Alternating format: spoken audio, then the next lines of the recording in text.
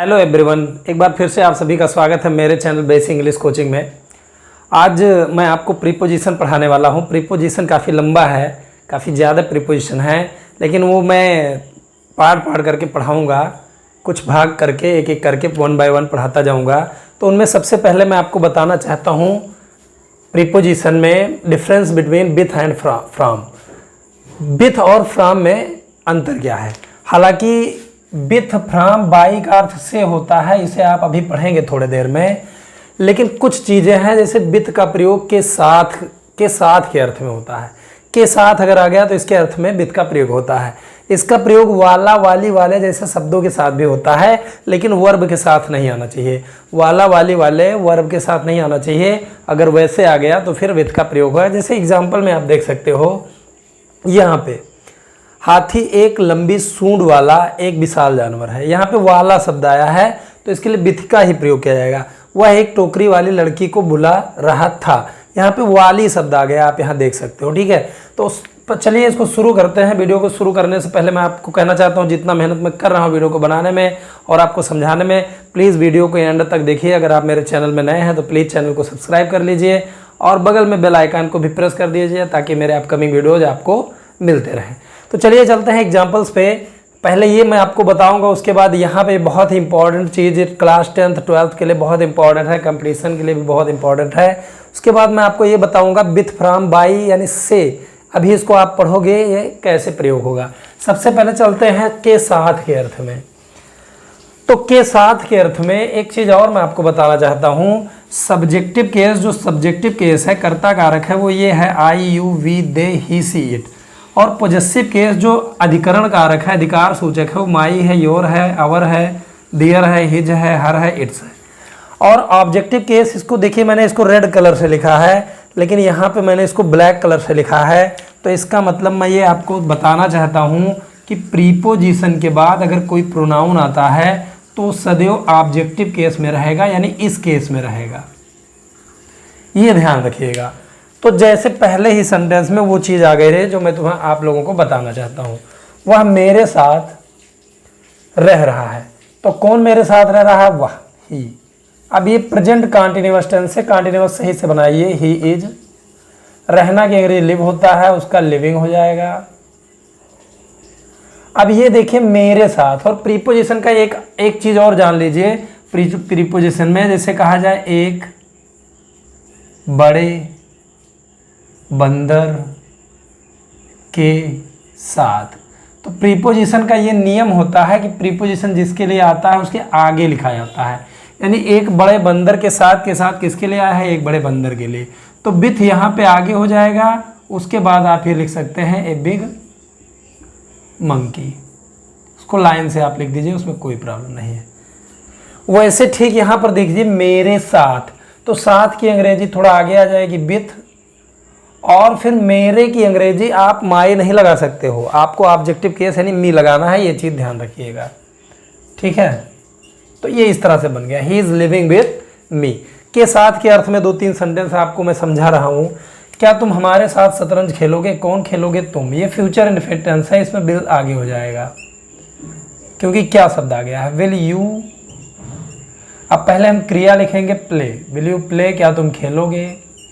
फिर क्या का प्रश्न करके ऑब्जेक्ट ढूंढ लेंगे। क्या खेलोगे?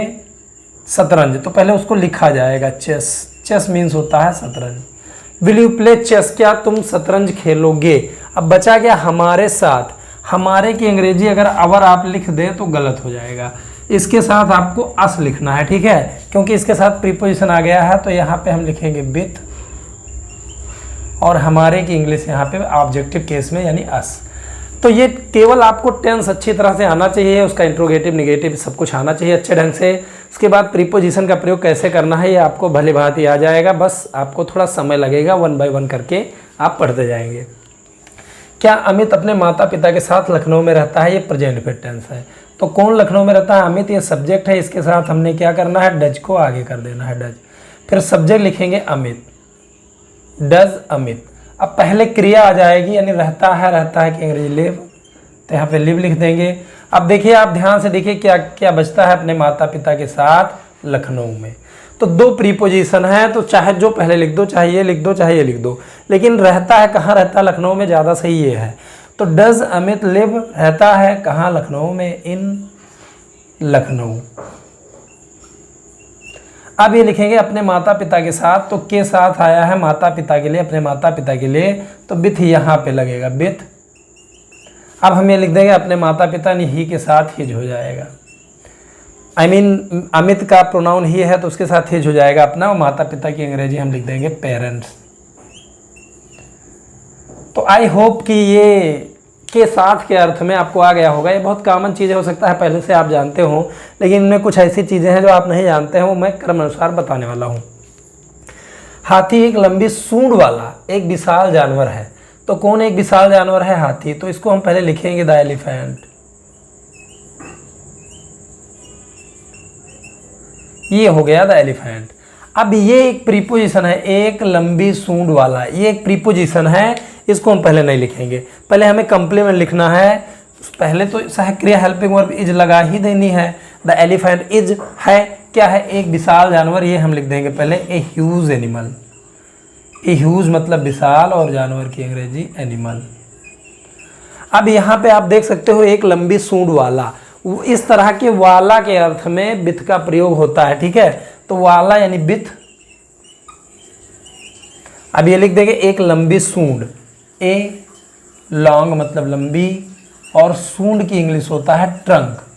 ट्रंक मीन्स तना भी होता है, लेकिन ट्रंक मतलब हाथी की सूंड भी होती है। तो वाला वाली के अर्थ में गाइस आपको इस तरह से प्रयोग करना है विथ का, ठीक है। विथ का प्रयोग कई ढंग से होता है, तमाम तरह से होता है, वो सारी चीज़ें मैं आपको बताने वाला हूँ। वह एक टोकरी वाली लड़की को बुला रहा था, कौन बुला रहा था, वह ही।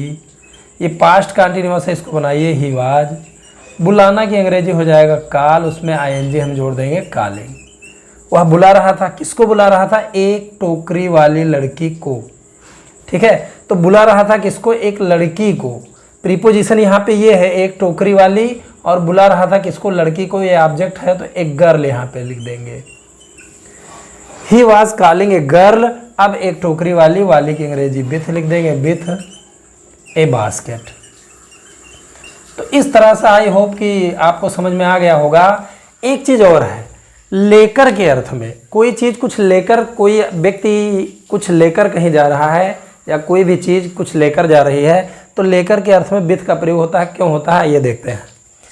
वह एक सेब लेकर जा रहा है, मतलब वह सेब लेकर जा रहा है, तो सेब के साथ जा रहा है, इसलिए लेकर के अर्थ में हम विथ का प्रयोग करेंगे, तो एकदम एक्यूरेट रहेगा, एकदम सही रहेगा। तो वह एक सेब लेकर जा रहा है, कौन लेकर जा रहा है, वह ही। इसके साथ हम इज लगा देंगे। अब जा रहा है यानी गोइंग, ही इज गोइंग। अब एक सेब लेकर, तो लेकर के अर्थ में हमने क्या करना है, विथ का प्रयोग कर देना है, ठीक है। He is going with. अब ये लिख देंगे an apple. An apple, an क्यों लिखा गया आप जानते ही होंगे, इसको मुझे बताने की जरूरत नहीं है। तुम एक बंदूक लेकर कहाँ जा रहे हो, बंदूक लेकर, लेकर के अर्थ में विथ का प्रयोग होता है, लेकिन ये क्वेश्चन वर्ड पहले लिखा जाएगा, क्योंकि ये इंट्रोगेटिव सेंटेंस है, वेयर। और एक कंटीन्यूअस टेंस है, जा रहे हो कौन, तुम, इसके साथ आर लग जाएगा, वेयर आर यू। अब जाना की अंग्रेजी गो होता है, उसमें हो जाएगा गोइंग। तो वेयर आर यू गोइंग, तुम कहाँ जा रहे हो, एक बंदूक लेकर, तो लेकर के अर्थ में विथ का प्रयोग हो जाता है, विथ। अभी एक बंदूक वही लिख दीजिए, ए गन। आई होप कि आपको समझ में आ गया होगा। ये तो ऐसे बहुत ही सरल चीज़ है, बहुत ही इजी है और कॉमन चीज़ है, इसको हो सकता है आप पहले से जानते हो, लेकिन मेन ये है विथ, फ्रॉम, बाय, से के अर्थ में होता है। इसको मैं जस्ट अभी पढ़ाने वाला हूँ, और ये चीज़ क्लियर हो गया, तो इसको मैं बस आपको बताने जा रहा हूँ, बस वीडियो के अंत तक बने रहिए। आइए दोस्तों, सबसे पहले नियम पर आते हैं। फ्रॉम और विथ में डिफरेंस क्या है, से के अर्थ में दोनों का अलग अलग प्रयोग कैसे होता है, ये मैं आपको बताता हूँ। ये रूल नंबर फर्स्ट है।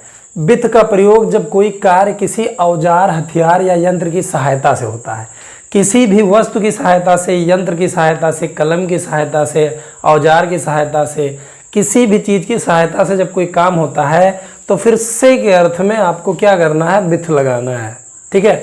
जैसे आप यहाँ देख सकते हो, मैंने एक चाकू से अपनी उंगली काट दी। अब इन्होंने उंगली काटी, तो चाकू अपने हाथ में रखकर काटी। भैया उंगली कौन काटेगा, लेकिन काटा फिलहाल सेंटेंस है।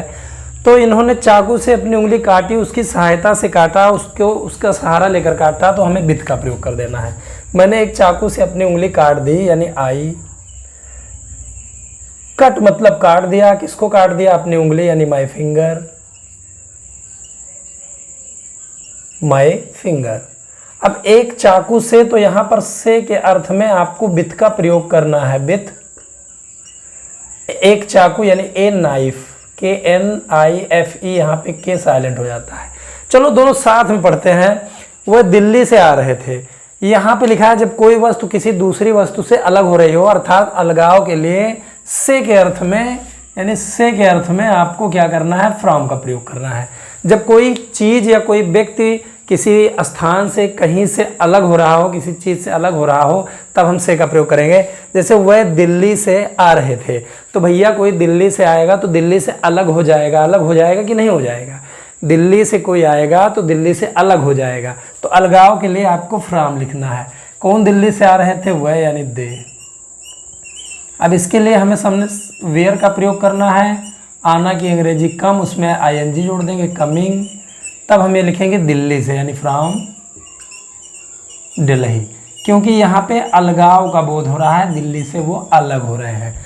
चलिए ये देखते हैं। गांव वालों ने चोर को एक बंदूक से गोली मार दी। किसने गोली मार दी? गांव वालों ने। सबसे पहले इसको हम लिखेंगे ब्लेजर्स।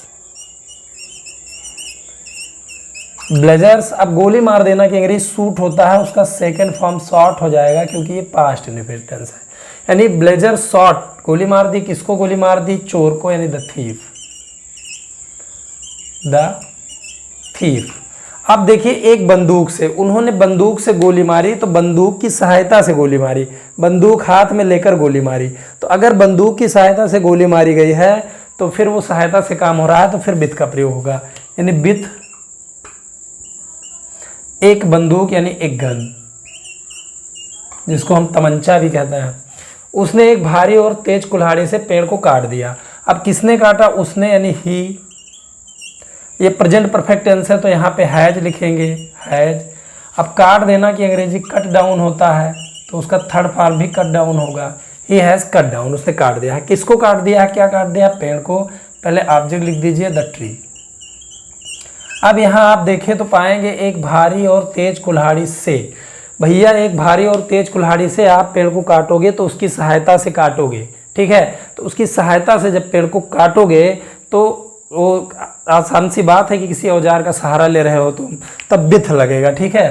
तो यहाँ पे एक भारी और तेज कुल्हाड़ी से इसी के लिए आया है, एक भारी और तेज कुल्हाड़ी के लिए आया है, तो यहाँ पे लिखा जाएगा, यानी विथ पहले लिख दिया जाएगा, विथ। अब हम ये लिखेंगे एक भारी और तेज कुल्हाड़ी, यानी ए हैवी, एक भारी, एंड तेज की यानी ए शार्प। शार्प का मतलब होता है तेज, और कुल्हाड़ी की अंग्रेजी एक्स।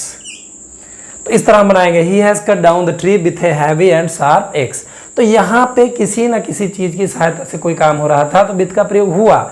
लेकिन यहाँ पे देखिए आप बिल्कुल अलगाव का बोध रहा है। ट्रेन स्टेशन से निकल चुकी है, ट्रेन स्टेशन से निकल चुकी है, इसका मतलब ट्रेन स्टेशन को छोड़ चुकी है, स्टेशन से अलग हो चुकी है। तो जब कोई चीज़, जैसे ये पेन मेरे हाथ में, ये वाला पेन है, अब ये पेन मेरे इस हाथ में चला आया, तो मेरे इस हाथ से ये पेन अलग हो गया, मार्कर अलग हो गया। तो अलग होने की क्रिया को हम फ्रॉम से लिखते हैं, ठीक है। तो ट्रेन स्टेशन से निकल चुकी है, कौन निकल चुकी है? ट्रेन, यानी द ट्रेन। अब इसके साथ हम हैज लिखेंगे, क्योंकि ये प्रेजेंट परफेक्ट टेंस है। निकलना की अंग्रेजी लीव होता है, उसका थर्ड फॉर्म लेफ्ट हो जाएगा। अब स्टेशन से, तो से की अंग्रेजी यहाँ पे फ्रॉम लिखेंगे, फ्रॉम द स्टेशन। बहुत अच्छा तरीका है इसको समझने का, बस वीडियो के अंत तक बने रहिए। सारी सूखी पत्तियां सभी पेड़ों से गिर रही थीं। अब जो पत्तियां सूख गई थी, पेड़ से गिर रही थी, माना मेरा हाथ ये पेड़ है और ये पत्तियां लगी हुई है, अगर ये गिरेंगी तो पेड़ से अलग हो जाएंगी कि नहीं अलग हो जाएंगी। तो इसका मतलब अलगाव के लिए आपको फ्रॉम का प्रयोग करना होता है, ठीक है। तो सारी सूखी पत्तियां सभी पेड़ों से गिर रही थी, कौन गिर रही थी? सारी सूखी पत्तियां, यानी ऑल द ड्राई मतलब सूखी, और पत्तियां की लीव्स होता है। ऑल द ड्राई लीव्स, सारी सूखी पत्तियां। अब ये पास्ट कंटिन्यूअस टेंस है, तो यहाँ पे वेयर लगा देंगे, वेयर। अब गिरना की अंग्रेजी फॉल डाउन होता है, तो उसमें हो जाएगा फॉलिंग डाउन, क्योंकि पास्ट कंटिन्यूअस है। अब सभी पेड़ों से, तो यहाँ पर अलगाव के लिए से की अंग्रेजी हम लिखेंगे फ्रॉम। फ्रॉम अब सभी पेड़ों यानी ऑल द ट्रीज। तो उम्मीद करता हूँ कि ये आपको समझ में आ गया है। बहुत ही अच्छा कॉन्सेप्ट है समझने का मेरे हिसाब से। तो हो सकता है आपको समझ में आ गया हो, ना समझ में आया तो कमेंट सेक्शन में लिखिए। लेकिन इनके और प्रयोग हैं और बहुत ही ज़्यादा इंटरेस्टिंग प्रयोग हैं, यूज़ हैं, जिनको मैं आगे बताने वाला हूँ। आप बस वीडियो में बने रहिए। तो गाइस आप देख रहे हैं कि विथ और फ्रॉम का एक नियम और है। यहाँ पे मैं आपको बताना चाहता हूँ विथ का प्रयोग कारण या दशा भी बताने के लिए होता है। जैसे वह डर से कांप रही थी, ये कारण है डर से। कल रात में ठंड से कांप रहा था, ठंड से कारण है। सिपाही हिम्मत से लड़े, ये दशा है। वह तुमसे खुश नहीं है, किससे, तुमसे, तो ये भी दशा है। लेकिन अगर समय का बोध हो, समय जैसे कहा जाए वह आज से काम करेगा, आज से, समय की बात हो रही है तो फ्रॉम लगेगा। सोहन कल से विद्यालय नहीं जाएगा, कल से विद्यालय नहीं जाएगा तो समय की बात हो रही है। शनिवार से रविवार तक वह कलकत्ता में थी, तो शनिवार से रविवार तक, तक के लिए टू लगाएंगे और इससे के लिए फ्रॉम लगा देंगे। तो चलिए सबसे पहले समझते हैं विथ को। वह डर से कांप रही थी, कौन कांप रही थी, वह यानी सी। अब इसके साथ हमने क्या करना है, वाज लिखना है क्योंकि ये पास्ट कंटिन्यूअस है। कांपना की अंग्रेजी सेक लिख सकते हो, सी वाज सेकिंग। अब डर से, तो से की अंग्रेजी यहाँ पे विथ लिखेंगे, विथ फियर। ठीक है। कल रात मैं ठंड से कांप रहा था, कौन कांप रहा था, मैं यानी आई। ठीक है। अब यहाँ पे कांप रहा था कौन, मैं, आई लिख दिए। कल रात मैं ठंड से कांप रहा था, तो आई के साथ वाज लग जाएगा, आई वाज। कांपना की अंग्रेजी सीवर भी होता है, आई वाज सिवरिंग, में कांप रहा था। किससे, ठंड से, तो यहाँ पे कारण का बोध हो रहा है तो विथ लगेगा, विथ कोल्ड। अब ये लिखेंगे कल रात यानी लास्ट, लास्ट नाइट मतलब कल रात हो जाएगा। ये इस तरह से का प्रयोग विथ के हिसाब से होता है। सिपाही हिम्मत से लड़े, कौन लड़े, सिपाही यानी द सोल्जर्स, द सोल्जर्स। अब लड़े, लड़ना की अंग्रेजी फाइट होता है, उसका सेकंड फॉर्म फाट हो जाएगा क्योंकि ये पास्ट इंडेफिनिट टेंस है। अब हिम्मत से, तो यहाँ पे से की अंग्रेजी विथ लगेगा क्योंकि ये दशा की बात हो रही है। विथ हिम्मत की अंग्रेजी होता है करेज। तो इस तरह से विथ का प्रयोग होगा। वह तुमसे खुश नहीं है, कौन तुमसे खुश नहीं है, वह, तो हम इसको लिखेंगे ही, इसके साथ लग जाएगा इज, ही इज। यहाँ पे नॉट लग जाएगा। फिर पहले आपको कम्प्लीमेंट लिखना है, खुश यानी happy, he is not happy. अब तुमसे, इसमें जो से शब्द जुड़ा है उसके लिए विथ लग जाएगा क्योंकि ये दशा का बोध हो रहा है, स्थिति का बोध हो रहा है, विथ यू। ठीक है। तो ये प्रयोग हुआ विथ का। इस तरह से विथ हम का प्रयोग करेंगे, लेकिन समय के लिए से के अर्थ में फ्रॉम का प्रयोग करेंगे। वह आज से काम करेगा, कौन काम करेगा, वह यानी ही, इसके साथ विल लग जाएगा क्योंकि ये फ्यूचर टेंस है। ही विल, काम करेगा की अंग्रेजी वर्क, ही विल वर्क, वह काम करेगा। अब आज से, तो यहाँ पर से की अंग्रेजी लिख देंगे फ्रॉम, फ्रॉम टुडे। सोहन कल से विद्यालय नहीं जाएगा, कौन विद्यालय नहीं जाएगा, सोहन, तो यहाँ पे हम सोहन लिख देंगे और ये फ्यूचर इंडेफिनिट टेंस है तो फ्यूचर बनाएंगे। विल नॉट, जाएगा यानी जाना की अंग्रेजी गो हो जाएगा, गो। कहाँ जाएगा, विद्यालय यानी टू स्कूल। कहीं से कहीं आना जाना के लिए एक प्रीपोजिशन ये भी नोट कर लीजिए, टू लग जाता है। अब कल से, तो ये से की अंग्रेजी यहाँ पे हम लिख देंगे फ्रॉम, फ्रॉम टुमारो लिख देंगे क्योंकि आने वाले कल के लिए टुमारो लिखा जाता है। He, Sohan will not go to school from tomorrow. शनिवार से रविवार तक वह कलकत्ता में थी, कौन कलकत्ता में थी, वह पहले सब्जेक्ट लिख दीजिए, सी। अब वो आज मतलब थी, कहाँ थी, कोलकाता में यानी इन कोलकाता लिख देंगे। तब हम ये लिखेंगे शनिवार से रविवार तक, तो शनि यानी शनिवार से फ्रॉम सैटरडे टू संडे, इस तरह लिखेंगे, सैटरडे और ये तक की अंग्रेजी टू हो जाएगा। She was in Kolkata from Saturday to Sunday. ये तरीका हुआ भैया फ्रॉम का प्रयोग करने का। तो विथ और फ्रॉम जो है आई होप कि आपको समझ में आ गया होगा। अब बाई है, बाई का प्रयोग भी से के अर्थ में कैसे, बाई का प्रयोग तो बहुत अर्थों में होता है, लेकिन मैं इस वीडियो में बाई के अर्थ, बाई का केवल से के अर्थ में आपको बताने वाला हूँ। तो चलिए है बाई का प्रयोग देखते हैं। तो गाइस से के अर्थ में विथ, फ्रॉम और बाई का प्रयोग कैसे होता है ये फिलहाल आप जान लीजिए। उसके बाद विथ का प्रयोग कुछ और ढंग से होता है, बाई का प्रयोग भी कुछ और ढंग से होता है, वो आप जान लीजिए, लेकिन से के अर्थ में इसको बहुत अच्छी तरह से आप जान लीजिए। चलिए सबसे पहले से के अर्थ में बाई का प्रयोग देखते हैं। बाई का प्रयोग से के अर्थ में तब होता है जब किसी वाहन से यात्रा होने का बोध होता है। अगर आप किसी वाहन से यात्रा कर रहे हो, चाहे साइकिल हो, चाहे नाव हो, चाहे बस हो, चाहे एरोप्लेन हो, ट्रेन हो, तो वहाँ पे से के अर्थ में बाई का प्रयोग करेंगे। ठीक है, तो यहाँ देखिए वह साइकिल से विद्यालय गया, कौन गया, वह यानी ही। अब जाना कि अंग्रेजी गो हो जाएगा, उसका सेकेंड फॉर्म हो जाएगा बेंट, क्योंकि पास्ट इनफिनिट है।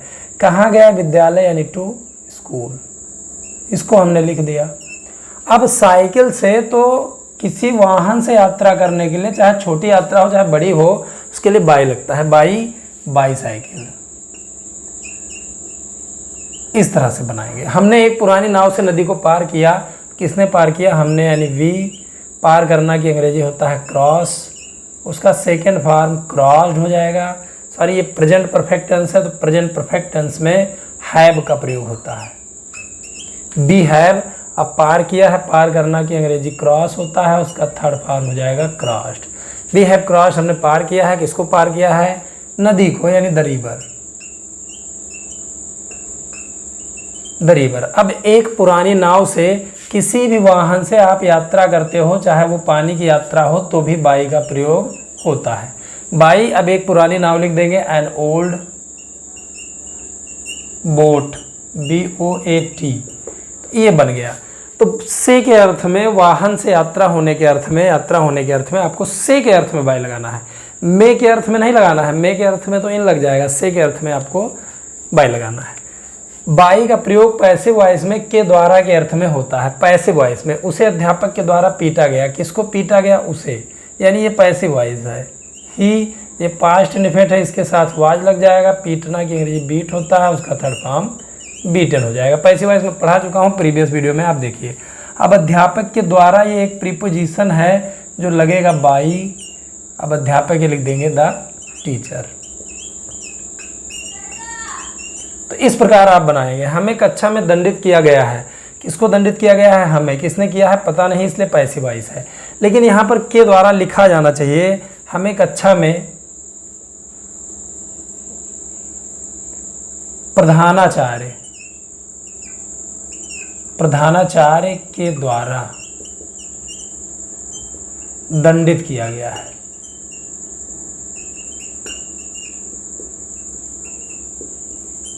तो यहां पर आप देख सकते हो प्रधानाचार्य के द्वारा, ये प्रीपोजिशन है। अब दंडित किसको किया गया है, हमें, तो वी लिख देंगे, और ये प्रेजेंट परफेक्ट है तो हैव बीन लग जाएगा, हैव के साथ बीन लग जाएगा। पैसिव वॉइस आप मेरे प्रीवियस वीडियो में पढ़िए। बी हैव बीन, दंडित करना की अंग्रेजी पनिश होता है, उसका थर्ड फॉर्म हो जाएगा punished. We have been punished, हमें दंडित किया गया है, किसके द्वारा, प्रधानाचार्य के द्वारा, तो बाय लग जाएगा, बाय द प्रिंसिपल। तब हम लास्ट में लिखेंगे कक्षा में, ये भी एक प्रीपोजिशन है, इन द क्लास। ये तरीका है इसको बनाने का। अब एक चीज़ और, बाई का प्रयोग तक के अर्थ में समय के लिए किया जाता है, समय के लिए तक के अर्थ में। जैसे वह 10 बजे तक घर लौटेगी, कौन लौटेगी, वह, यानी सी। इसके साथ विल लगा देंगे, विल। लौटना की अंग्रेजी रिटर्न होता है, तो उसको पहले हम लिख देंगे, सी विल रिटर्न। कहाँ लौटेगी, घर, यानी होम। तो ये लिख दिए। अब 10 बजे तक की अंग्रेजी यहाँ पे बाय लिख देंगे, बाई 10 o'clock। तो इस प्रकार भिन्न भिन्न अर्थों में इनका प्रयोग होता है। तुम 8 बजे तक काम पूरा करते हो, कौन पूरा करते हो, तुम, यू। अब ये प्रेजेंट इनफिनिट टेंस है, इसको बनाइए कंप्लीट, यू के साथ इसका एस नहीं जुड़ेगा। यू कंप्लीट, तुम पूरा करते हो, क्या पूरा करते हो, काम, यानी द वर्क। आपको टेंस आना चाहिए, टेंस नहीं आता तो मेरे पिछले वीडियो में आप इसको टेंस को पढ़िए। अब 8 बजे तक, तो तक की अंग्रेजी यहाँ पे बाई लगा देंगे, बाई 8 o'clock। तक के अर्थ में टिल भी लिखा जाता है, ये याद रखिएगा। ऐसे धीरे धीरे मैं सभी प्रीपोजिशन आपको पढ़ा दूंगा जो बहुत ही उपयोगी है। उम्मीद करता हूँ कि ये प्रीपोजिशन जो मैंने आज पढ़ाया आपको समझ में आया है। प्लीज़ सब्सक्राइब माई चैनल और जितना हो सके सोशल साइट्स पर या अपने व्हाट्सएप ग्रुप पर आप इसको शेयर कर दीजिए। और अगर वीडियो पसंद आया है तो लाइक कर दीजिए। कोई भी प्रॉब्लम या त्रुटि या कोई सुझाव हो तो आप मुझे कमेंट करें। इस वीडियो में बस इतना ही। Good bye.